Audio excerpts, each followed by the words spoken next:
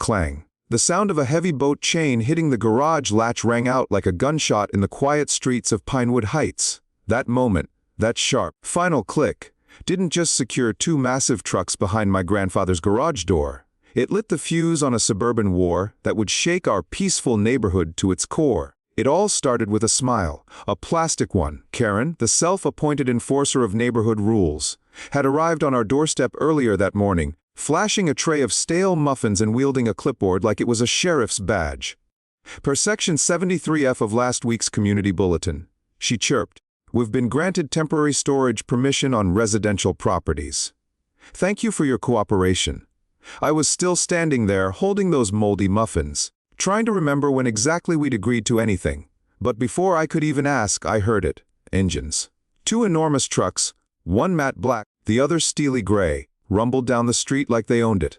One of the drivers rolled down his window and asked me, dead serious, "This the storage site?" I blinked, my mouth opened. No words came out. Meanwhile, Karen strutted back to her BMW like she just delivered world peace, waving from her window as she called out, "Thank you for your community spirit." And then came clang. My grandfather, Jonathan Sterling, retired aircraft mechanic, 72 years old, known for fixing Boeing engines with duct tape and logic, watched the scene from his lawn chair, one eyebrow raised. He didn't yell, he didn't panic. He simply stood up, sipped his coffee, and said to me calmly, "Alex, go fetch the boat chain from the shed. And tell your grandmother to come out here. She's gonna want to see this." 5 minutes later, the trucks were locked inside the garage. 3 padlocks, 1 steel rod, a lattice of chains so tight it could have held down a fighter jet during a hurricane. Neighbors gathered. Phones were pulled out.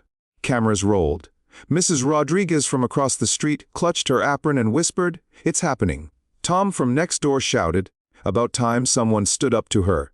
This wasn't just a garage being locked. It was a statement. And my grandfather, he wiped his hands on a rag, turned to the crowd, and said with the calmness of a man who's fixed engines mid-flight, "Let's see how her fake rules hold up against real stubbornness."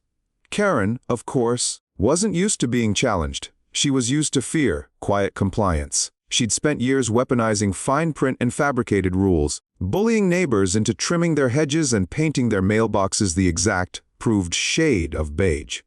But today, she met her match. My grandfather didn't scream or threaten. He just locked the damn garage and sat back down like it was nothing more than a squeaky faucet fixed. And yet, even as people gathered, some cheering, some whispering, I felt it deep in my gut. This wasn't over, not even close. Because while the neighbors were laughing and filming and wondering what Karen would do next, I noticed someone else, Luna. Karen's assistant, quiet, timid, eyes darting. Always in the background, always scribbling notes, always looking like she wanted to disappear.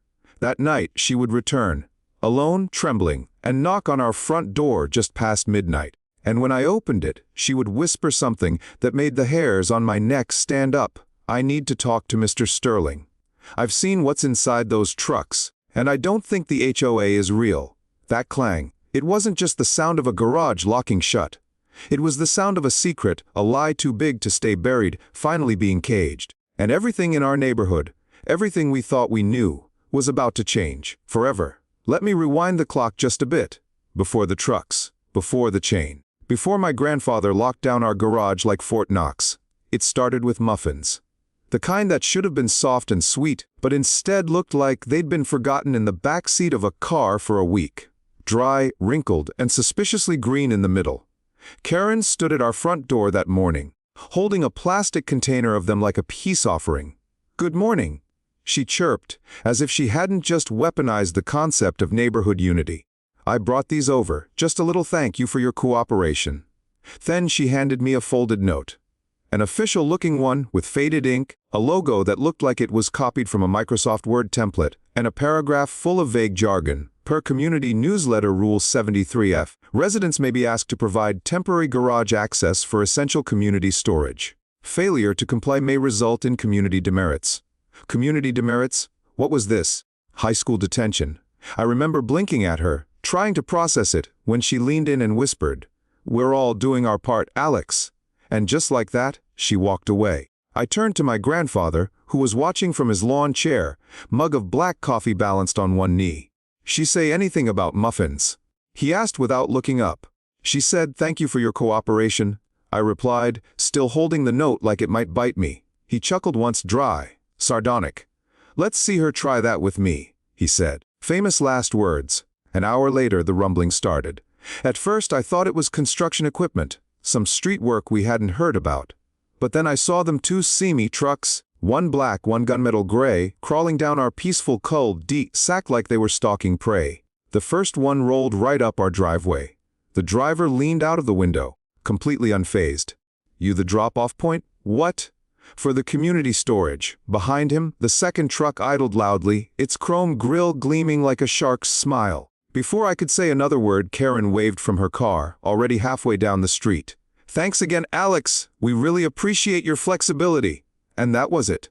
No explanation, no permission. Just two random trucks, now half parked inside our garage. I didn't panic, but I did feel the air change. That kind of shift where your gut knows something's wrong before your brain can catch up. I turned back toward the house, already knowing what I'd see. There was my grandfather, standing up from his chair, coffee forgotten. His eyes locked on the trucks. His jaw set like he was preparing for a mechanical disaster mid-flight. And then, calm as ever, he gave the order. "Get the chain. And tell your grandmother we've got visitors." 5 minutes later, the trucks were trapped. 3 padlocks, crossed chains, a steel beam for good measure. It looked less like a garage and more like a medieval stronghold. That's when the neighbors started showing up. Mrs. Rodriguez, wiping mild dough off her hands. Tom from across the street, still in his bathrobe. Even the Petersons, who never left their house unless the HOA sent an email, stood gawking on their front lawn. "Are those trucks supposed to be there?" someone asked. "Did he really lock them in?" Another whispered. "I think we're finally free," someone else muttered. Karen didn't return until 20 minutes later, this time in a power suit and heels that clicked like warning signals on our driveway. She marched toward the garage, clipboard in hand, lips curled into a smile that didn't reach her eyes. "Jonathan Sterling," she said, using my grandfather's full name like she was about to hand him a subpoena. "You are in violation of community cooperation guidelines. Those trucks contain essential equipment under municipal code. You're trespassing," my grandfather said, cutting her off without looking at her. And then he did something I'll never forget. He pulled out his phone, hit speaker, and dialed 911. Right there, in front of everyone. "Yes," he said calmly.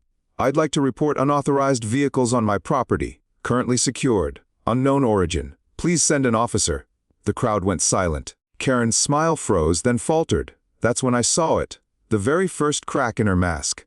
The twitch at the corner of her mouth. The widening eyes. The way her hand gripped her clipboard just a little too tight. Because for the first time in a long time, someone had said no. Not whispered it. Not muttered it behind closed doors.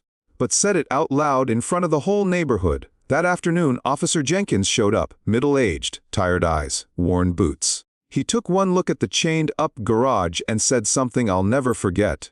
"Well, this is either the dumbest crime scene I've seen, or the smartest act of self-defense in HOA history." But while the neighborhood laughed nervously, I was still stuck on what Karen had said. Essential equipment.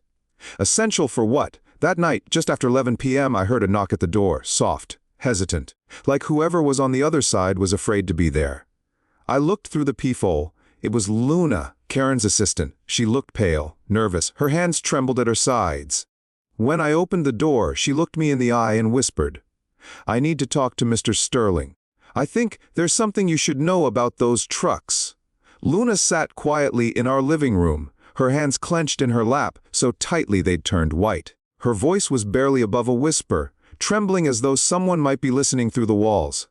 Across from her, my grandfather gently set down a cup of warm tea. His hands, usually steady, the same hands that once held airplane engines together mid-flight, were now slightly shaking, not from fear, from realization, because when someone like Luna, Karen's personal assistant, the silent shadow who always followed her orders without question, showed up on our doorstep at midnight, something huge was about to unravel. "I can't keep doing this," Luna whispered. "I've seen inside the trucks. There's no community equipment in there. It's cameras, files, pre-printed fine notices, surveillance gear, and a log of every house on this block." The air left the room. "I don't think the HOA even exists anymore," she continued. "It was dissolved in 2021. But Karen never told anyone. She just kept collecting fees. and turned the trucks into a mobile command center. Every week, I was instructed to record who forgot to mow, who left trash cans out too long, whose mailbox wasn't regulation height. I sat back stunned. Not because it was unbelievable, but because it explained everything. This wasn't Karen being annoying. This was Karen running an intelligence operation in broad daylight, under the guise of community standards. The next morning, my grandfather looked me square in the eyes. "Today," he said, "we open the trucks." We waited until Karen left for one of her routine community rounds. Every Tuesday and Friday, like clockwork, she'd drive around in her BMW with a clipboard and sometimes even a camera guy to document violations. Grandpa didn't bust the locks. He picked them. Smooth, clean, quiet. The kind of precision only an aircraft mechanic with 40 years of experience could muster. When we opened the first truck, I felt like we'd stepped onto the set of a spy thriller. Along the walls were dozens of manila folders, each labeled with the name of a neighbor. Each one filled with photographs, close-ups, timestamps, written notes in red ink. Rodriguez watering outside allowed hours, fine 175. Peterson unapproved front door color, potential violation 250. Sterling high resistance. Monitor closely. Escalation protocol ready. Up along the interior were high-powered cameras, tripods, zoom lenses. A stack of printed violation notices sat ready to go. Some were for 50, others up to 1,000. One corner of the truck housed a portable cash box already holding thousands of dollars. And behind a partition, we found what looked like a production station laptop. Fake letterheads, forged community newsletters, complete with scanned signatures of long-gone board members. I pulled out Mrs. Rodriguez's file, the woman who made tamales for every holiday and sold lemonade every Sunday. She had paid $280.47 in violation fees, over 3 years. She once canceled her grandson's birthday party to pay a fine for unauthorized lawn decor. My chest tightened, my fists clenched. I looked over at Grandpa. His face was stone. "She didn't manage us," he said. "She milked us." We didn't tell the neighbors immediately. Luna, to her credit, had already started sharing whispers, quiet warnings, snaps up soft conversations at mailboxes. Mrs. Rodriguez was the first to join us. Then Tom. Then the Petersons, who used to whisper about violations like they were discussing ghosts. Each person came forward, holding not just their fake notices, but their fear, their shame, their growing anger. But not everyone was ready. Some were still afraid. Afraid of Karen. Afraid of the system she had carefully woven around their lives. Because when someone controls your fear, they control your choices. That night, Luna stayed for dinner. She didn't eat much. Just stared at her hands, then at my grandfather. "I didn't know at first," she said. "I thought I was just filing paperwork, helping with compliance. But then she started asking me to take photos, record things, print letters. At some point, I realized, I wasn't helping a neighborhood. I was helping a dictator." She paused. "I want to help fix this. But if it's just me, she'll destroy me." My grandfather looked at her for a long moment. Then he reached out, gently laid a hand on her shoulder, and said, "You're not alone anymore. The decision was made. We needed to go public. No more quiet whispers. No more behind-the-scenes sabotage. We needed the entire community to see the truth, to feel it, to stand up, not just for themselves, but for each other. And there was only one place where everyone would be gathered: the weekend farmers market. The same place where Karen once shut down Mrs. Rodriguez's lemonade stand for being 3 inches too close to the sidewalk. It would be poetic. It would be public. And if we did it right, it would be the beginning of the end for Karen. The air at the Pinewood Heights Farmers Market was thick, not with the smell of fresh produce or baked goods, but with tension. This wasn't just a community gathering anymore. It was a battleground. On one end, my grandfather and I were setting up what we called the truth booth, a folding table, a borrowed projector, and 2 big cardboard boxes labeled evidence and fake notices. Luna, wearing a blue sweater and visibly trembling, helped us lay out copies of documents. Her hands still shook every time she saw Karen's forged signature. On the other side of the plaza, Karen. She arrived in full regalia, heels clicking, blazer pressed, clipboard in hand like it was Excalibur. Right behind her was her cousin Rick, the so-called lawyer, with an online certificate and 0 real courtroom experience. They'd brought banners, flyers, and even a small loudspeaker that blared, "Protect property values! Stop the lies!" Pinewood deserves order. Her booth was titled Defending Community Standards. I nearly choked. Neighbors began arriving in waves. Some came out of curiosity. Some came because Luna had quietly told them it's time. Some just wanted to buy tomatoes and ended up walking into a civil war. But within 30 minutes, over half the neighborhood was standing in that market, eyes shifting from our quiet setup to Karen's flashy signs. Then Grandpa stepped forward. He didn't shout. He didn't beg. He just tapped the mic, borrowed from the Tamil stand, and said calmly, "My name is Jonathan Sterling. I've lived in Pinewood Heights for 32 years. And today, we're going to talk about the truth." He clicked the first slide on the projector. A document appeared, the legal dissolution of our HOA in 2021.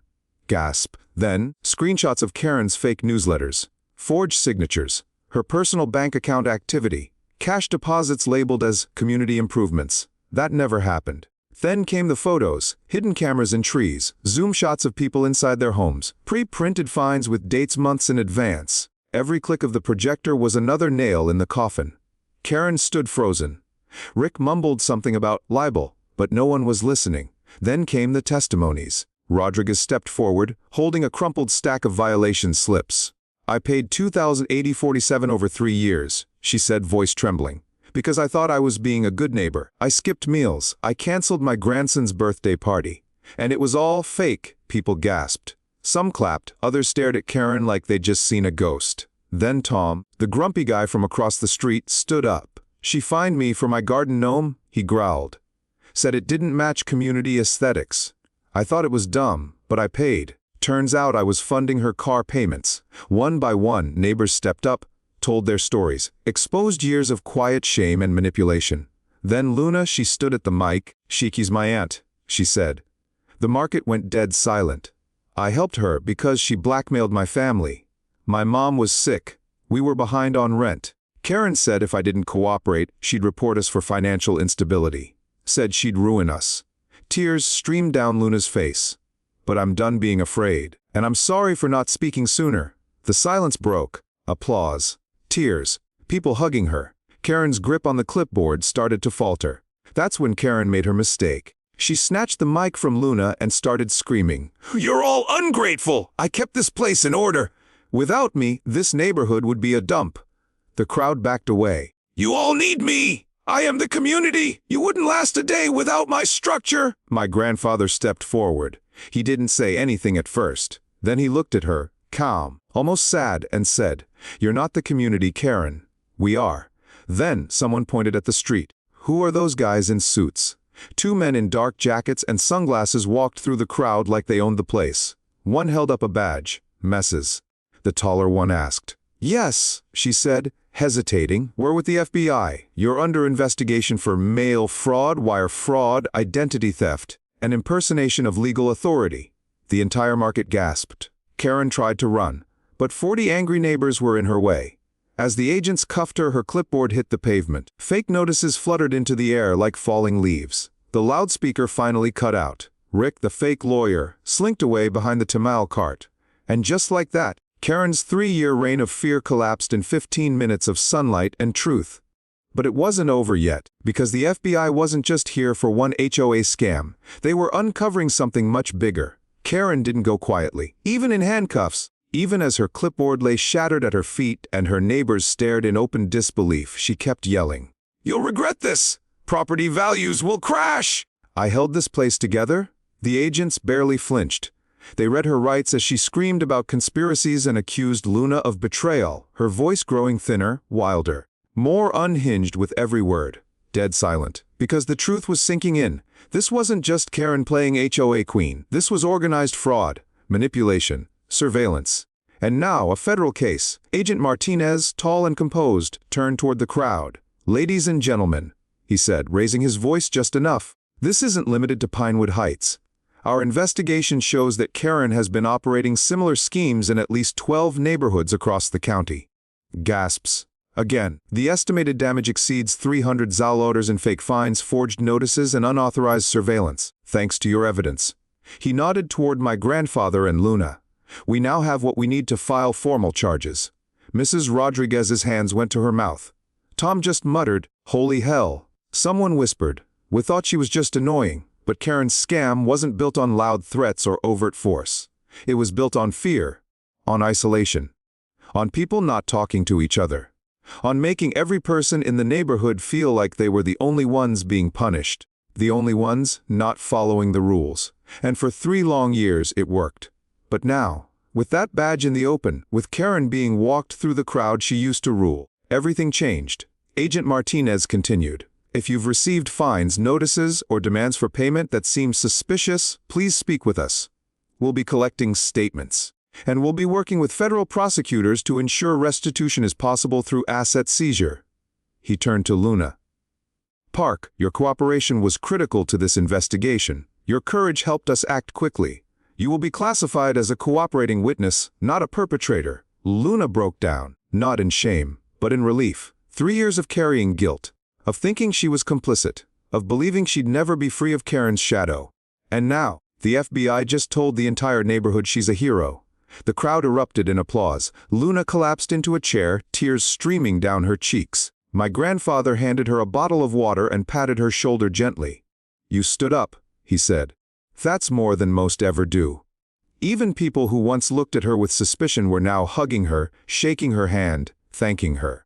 It was as if the entire neighborhood was waking up, together for the first time in years. Rick, Karen's cousin/fake lawyer, tried to slip out unnoticed. But not before someone yelled, "Hey Rick, don't forget your fake bar license." Laughter. Real cathartic, unrestrained laughter. Even Mrs. Rodriguez, who had barely spoken in weeks, was laughing so hard she wiped her eyes.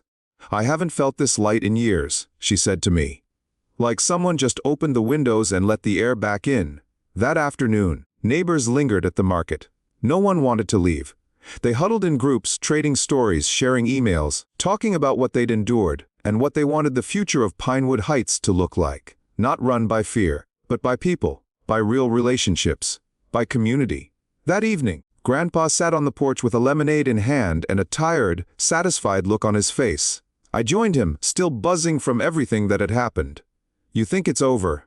I asked. He sipped, then smiled. The scam. "Yeah, Karen's done, but the healing, that's just getting started." And he was right, because something deep had been broken here. Trust.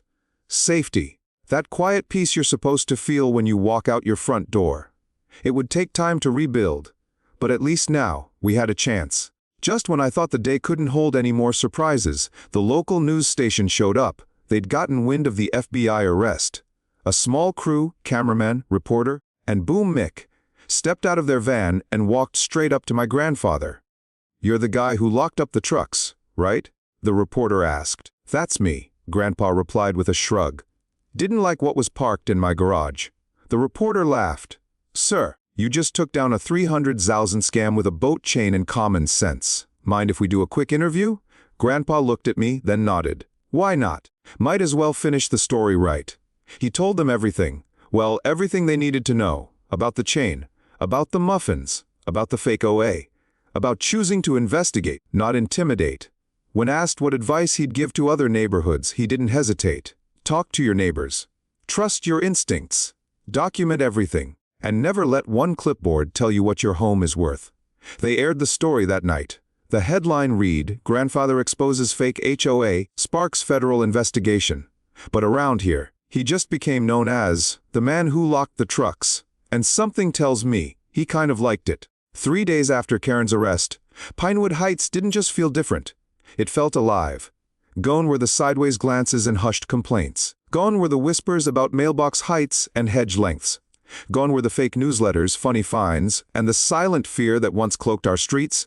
In their place, laughter, music, conversations, and the unmistakable sound of children riding bikes without parents shushing them for being too loud. That Sunday, we threw what Grandpa called the Freedom BBQ. Over 40 people came. There was grilled corn tamales burgers, and a big steel fire pit set up in the middle of the lawn. Taped to the side, in bold marker, were the words, "Th Vaula Barmbarl." One by one, neighbors stepped up, holding crumpled notices they'd once feared, citations for unapproved garden gnomes. Warnings for overly enthusiastic wind chimes, though 2050 fines for non-regulation patio furniture. They dropped them into the flames. The paper curled. The ink blackened. And for each slip of forged authority that turned to ash, a piece of fear went with it. Mrs. Peterson, who once refused to plant flowers because they weren't OA-approved colors, proudly walked in with a giant pot of sunflowers, placing them front and center on the picnic table. I grew them from seed, she said, no approval needed. Tom strung a banner across his fence. Emails into PNMOD I'd XCLIPBR far EC and Luna. She stood taller now. The same girl who once trembled under Karen's commands now had a real job with the city's actual housing department. This time, she was helping communities legally, making sure neighbors got real support, not fake fines. Every week, she stopped by Grandpa's house with banana bread and updates from her new job. You taught me something strange but true, she said once. That courage gets easier with practice. Grandpa smiled. So does kindness. As for me, I used to think adults always knew what to do, that they were calm because they had all the answers, that clipboards meant authority, that if someone spoke confidently enough, they had to be right. But now I knew better. I saw Luna, scared, manipulated, finally speak. I saw Grandpa, my invincible hero, worried, uncertain, but still moving forward. And I saw a whole neighborhood fooled, quiet, compliant until they weren't. What I learned was this: good people don't always feel brave, but they choose to act anyway. And sometimes, that choice starts with something as small as locking a garage. Word of what happened spread like wildfire. Other neighborhoods began questioning their HOAs. People started checking documents, comparing letters, calling each other. Not to report violations, but to check in. One local news station ran a 45-minute segment titled, "Community Resistance, How One Block Said Enough." That night, Grandpa received a handwritten letter from an elderly woman in Oregon. I've lived in fear for 7 years, but after reading about what you did, I talked to my neighbor for the first time, and we discovered we were both being fined for things we never agreed to. More letters followed. 3, then 5, then 10. Grandpa started keeping a binder of them all. One evening I asked him what he was going to do with it. "Turn it into a guidebook," he said. Title, "How to Lock a Garage and Save Your Neighborhood." We both laughed, but I don't think he was kidding. Then, just when it all felt settled, when it seemed like nothing else could surprise us, a drone appeared. It hovered silently over Mrs. Rodriguez's garden. Red lights blinking. Camera pointed down, children pointed, adults stared. "She's back from prison," Tom shouted. Mrs. Rodriguez grabbed a broom and yelled, "Not this time." "Karen?" Grandpa didn't flinch. He calmly stood, walked across the street, and knocked on the door of the house where Marcus, the quiet new neighbor, had recently moved in. Marcus, it turned out, was a tech guy. He'd heard stories about the HOA scandal and set up a drone system just in case. His intentions weren't bad, just misinformed. Grandpa listened, nodded, then smiled.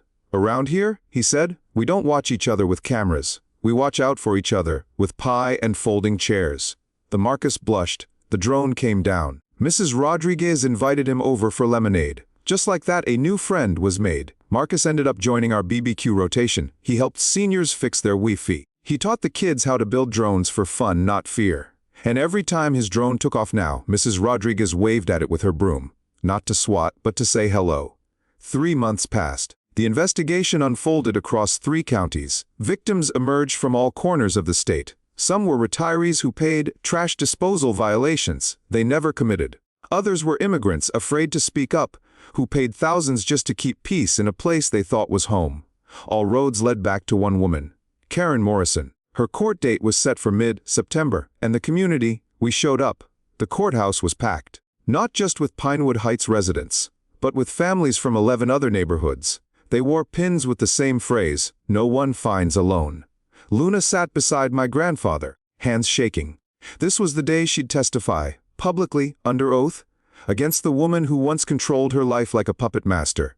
Karen entered the courtroom in a tan suit, looking far smaller without her clipboard. Her once perfect curls were pulled tight into a bun. Her eyes scanned the room and paused, just a second, on Grandpa. No smirk, no threat, just recognition. And then she looked away. The prosecutor laid it out clearly. 3027-400 in confirmed financial damage, forgery of over 90 documents, impersonation of a government body, and most damning of all, coercion and manipulation of vulnerable populations. The courtroom murmured. And when Luna took the stand, you could hear a pin drop. She spoke calmly. About the day Karen recruited her, about the cameras, the scripts, the punishment notices. She was forced to slide under doors. The phone calls she had to make while people cried on the other end. She didn't cry. She just said, "I was scared. But I was more scared of what would happen if I stayed quiet." Then she turned toward Karen and added, "You don't scare me anymore. The judge called for recess. Outside, a few reporters tried to ask Grandpa for comment. "I'm not the story," he said, pointing back toward the courthouse. "She is." Inside, the jury came back fast. Guilty, on all counts. Sentencing followed 2 weeks later. Karen received 9 years in prison, with a minimum of 5 to serve. Asset forfeiture would fund partial restitution to all verified victims. The court ordered a public statement from her, read aloud in front of a community council made up of representatives from every affected neighborhood. She stood there, reading the apology she clearly didn't write, voice monotone, eyes fixed somewhere far behind the crowd. No one applauded, no one booed, we just listened. And when it was over, we left, not because we didn't care, but because we were already done with her. Back in Pinewood Heights, the sign went up the next morning. Pinewood Heights Community Board member, elected, OA free. We created a small committee. Nothing binding, no fines. Just people, neighbors, who met once a month to check in, help out, and share updates over Tamils and lemonade. Luna was invited to speak at City Hall. Her talk, titled, "What a Fake HOA Taught Me About Real Leadership," went viral on YouTube, and Grandpa, well, he got a plaque. At the Fall Harvest Festival, the mayor himself presented it. For unwavering courage and community spirit, Jonathan Sterling, the man who locked the garage. He laughed, embarrassed, and muttered, "Still don't like speeches." But that didn't stop people from clapping for a full minute. A week later, Grandpa surprised us all. He had turned his binder of letters and notes into a self-published booklet titled, "The Garage Manifesto: How to Fight Back Without Losing Your Mind." He left copies at the local market, free for anyone. It wasn't fancy, but it was real. It was helpful. And it started showing up in mailboxes across the county. By the time Christmas rolled around, Pinewood Heights had something it hadn't felt in years: peace. There were no secret cameras, no drones, no clipboard warriors. Just neighbors dropping off cookies, laughing on porches, fixing fences, not because someone told them to, but because someone asked. We hadn't just won a case, we had won ourselves back. And in that win, we found something better than rules, regulations, or bylaws. We found each other. If you've made it to the end of this story, sitting alone, maybe late at night, phone in hand, pause for just a moment. Take a deep breath, and think about where you live. Maybe it's a busy apartment building, a quiet cul-de-sac, a row of townhomes where everyone nods but no one really talks. Or maybe it's a place that still doesn't quite feel like home. Wherever you are, this wasn't just a story about Pinewood Heights. It was a story about trust, about hurt, and most importantly, about ordinary people who chose not to stay silent. We often think, I'm just one person. But as Grandpa Sterling showed us, one person is sometimes exactly enough to start a ripple, a lock, a phone call, a kind gesture, a cup of lemonade. Sometimes the smallest things carry the power to pull an entire community out of fear. So if you've ever felt helpless, if you've ever thought that speaking up wouldn't matter, please, don't give up. You're not alone. You're not powerless. And maybe, just maybe, your neighborhood is waiting for someone like you to speak first. Because real change doesn't begin with authority. It begins with responsibility, with kindness, with the courage to look a lie in the eye and say, no more. Thank you for listening to this story. If it meant something to you, share it. With a neighbor, with your family, with someone who needs to know they're not crazy for wanting peace. Because you never know. You might be the key that unlocks someone else's cage. Pinewood Heights was just a name, but trust, humanity, and quiet bravery, those can live anywhere. Did this story move you? Drop a comment below and tell us, have you ever experienced an HOA nightmare, or stood up for your neighborhood? Share this video with a friend, a neighbor, or someone who needs to hear that one voice can change everything. Subscribe to our channel for more true stories that empower, expose, and inspire. Because sometimes real life is more unbelievable than fiction. Like this video if you believe in community over control. Turn on notifications so you never miss a story that could change the way you see your own street. Remember, one lock, one voice, one choice. That's all it takes to spark a revolution, right in your own backyard.